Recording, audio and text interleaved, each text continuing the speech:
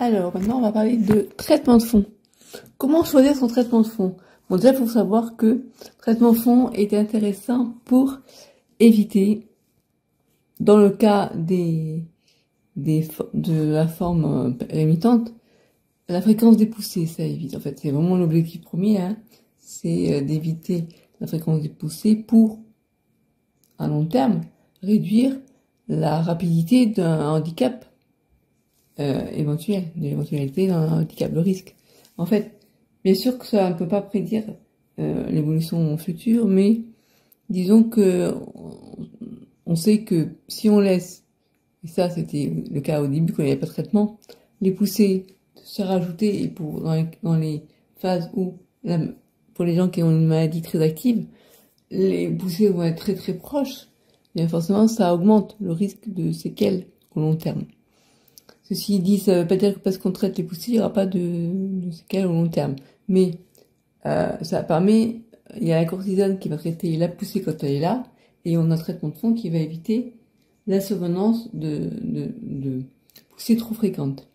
Alors, à une époque, il n'y avait pas de traitement. Et donc, on se rendait compte que l'évolution naturelle de la maladie, le handicap, était rapidement là. Et c'est pour ça que, quand on parle de la sclérose en plaques, souvent, on voit une personne en fauteuil roulant. Or, la plupart des cas, la personne, elle peut rester longtemps debout, hein, même des fois, il y a des formes bénignes. C'est pas la majorité quand même, mais bon, ça peut arriver. La majorité, c'est quand même 80% des personnes, des SEP qui sont rémitantes. Et le reste qui sont en forme SEP progressive. Et après, on a les personnes d'emblée progressives et secondairement progressives.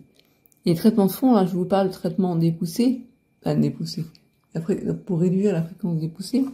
Puis après, il y a un traitement de fond pour l'évolution du handicap futur. Sauf que là, ça, traitement, il n'y en a pas vraiment, en fait. Du moins pas de manière spécifique à la maladie. Donc, quand on est en phase secondairement progressive ou primaire progressive, on donne des traitements, mais c'est un peu à l'aveugle, enfin, on est à l'aveugle. On va donner des immunosuppresseurs pour détruire le système immunitaire, pour réduire l'activité de la maladie, dans certains cas. Après, moi, j'ai refusé. Parce que j'avais peur d'avoir des infections opportunistes, parce que bien sûr, dans le lot, il y a des cas où, une infection opportuniste arrive, et on meurt d'autre chose que de la sclérose en plaques. Bon, après, moi, je vois autour de moi, il y a des gens qui n'ont pas suivi ce que j'ai fait, qui ont, elles plutôt, les personnes, qui ont préféré apprendre un immunosuppresseur, et qui vont bien mieux que moi. Pas savoir. Mais bon, peut-être que moi, si j'avais eu un immunosuppresseur, vu mon poids que je faisais, j'aurais chopé une grippe et je ne serais morte, quoi. Parce que j'ai chopé la grippe. Il y a 3 ans de ça. Bref.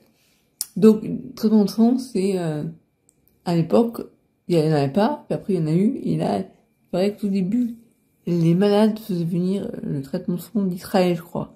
Il est arrivé par Israël. Je sais que j'avais parlé avec une personne qui avait 76 ans, qui est depuis décédée d'ailleurs, mais qui a connu le premier traitement de fond. Et moi, quand j'ai eu la maladie, quand on m'a diagnostiqué la maladie en 2007, le traitement de fond qui existait, c'était uniquement l'interféron et Copaxone. Donc l'acide de glattéramère. Donc immunosuppresseur. Immunomodulateur, pardon. Première intention. Voilà. Et puis depuis, il y a des traitements par voie orale. Au départ, il n'y avait que par injection. Voilà. Et donc le traitement de la poussée, pour réduire la fréquence des poussées. Et ça, c'est vraiment le traitement de fond. Le traitement des poussées, c'est pas un traitement de fond. D'accord? Voilà. Qu'est-ce que je pourrais vous dire? Comment on choisit? Je vois parfois sur les forums des gens qui disent qu'est-ce que je dois prendre? Donne-moi un retour sur tel ou tel médicament. Et je suis surprise des fois que le neurologue il laisse la personne décider. Enfin, j'ai l'impression qu'il y a des personnes qui seront en attente de dire moi mon neurologue m'a dit voilà on peut faire ça ou on peut faire ça. Qu'est-ce que vous préférez? Comment choisir entre la peste et le choléra quoi? Voilà donc forcément moi je sais que tout début, quand on m'a donné la Copaxone, je me suis dit comment ça se pratique, je voulais avoir des retours de personnes qui témoignent sur comment elles le vivent. Et c'est normal qu'on ait envie de ça, mais moi je lui dis, c'est quand même au neurologue de bien si on a des questions, c'est vraiment à lui qu'il faut poser ces questions en priorité, même si bien sûr d'autres malades peuvent aussi être utiles. En tout cas, de nos jours, il y a pas mal de traitements possibles par comprimé. Après, le risque, c'est peut-être aussi des effets secondaires, notamment c'était le génie à l'époque où moi, je m'étais intéressé à la question.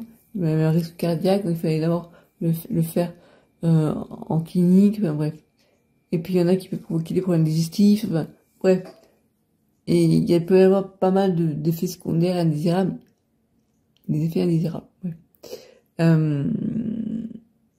Et ça, il faut en discuter avec son neurologue, ou alors avec la famille, avec ses proches. Qu'est-ce que je choisis? Ça, ça. Puis des fois, il faut essayer. On est son propre cobaye, on va dire, parce que ce qui marche bien pour telle personne, enfin, pas forcément marcher pour telle autre personne. Quand je dis marcher bien, ça veut dire, il y a deux choses. Il y a, est-ce que le traitement est efficace contre les poussées? C'est pourquoi on le prend. Et après, est-ce que j'ai pas trop d'effets secondaires? Donc, est-ce que, sur moi, je vais avoir tous les effets secondaires ou pas? Moi, je sais que je lis toujours les notices des médicaments parce que c'est toujours, quand il y a des effets secondaires, j'en ai souvent. Et d'autres qui vont pas se dire, ils vont se dire, ouais, c'est bon, je vais pas savoir. Et pour qui ça va bien. Donc, en fait, il y a deux choses. Il y a de savoir si le traitement va fonctionner pour vous, sur vous. C'est-à-dire, est-ce que vous répondez bien? Moi, le Copaxone, je suis du bois, mais j'ai pas eu de poussée depuis que je le prends. Donc, du coup, j'ai continué, même si je suis en mode secondaire progressive.